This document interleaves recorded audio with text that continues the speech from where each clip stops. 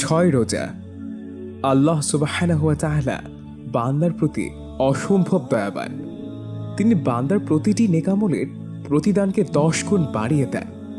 নেক কাজ করলে তার বিনিময়ে 10 গুণ সওয়াব মিলবে। মর্মার্থ আনআম 107। এই আয়াতের আশ্বাস অনুযায়ী রমাদানে 30 দিন রোজা রাখার অর্থ হল 300 দিন রোজা রাখা। এখন শাওয়ালে আরও 6টা রোজা অতিরিক্ত রাখলে 60 দিন রোজা রাখার সওয়াব আমলনামায় যোগ হবে। সব মিলিয়ে সংখ্যা দাঁড়ালো 360 দিন, পুরো 1 বছর। কেউ যদি প্রতি বছর রমাদানের 30 রোজার পাশাপাশি শাওয়ালের 6 রোজাও রাখে, তাহলে আজীবন রোজা রাখার সওয়াব পাবে।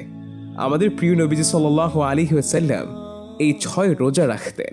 তিনি বলেছেন, যে নিয়মিত রমাদানে রোজা রাখলো, তারপর শাওয়ালে 6টা রোজা রাখলো, সে যেন আজীবন রোজা রাখলো। আবু আইয়ুব আনসারি, মুসলিম।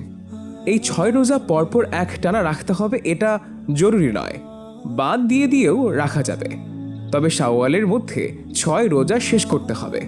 আগে কাজা রাখতে হবে, তারপর 6 রোজা রাখতে হবে, এটাও ভুল ধারণা। উস্তাজ আতিকুল্লাহ হাফিজাহুল্লাহ। আসমানের আয়োজন, দুনিয়ার আবেশে আসমানের আয়োজনে।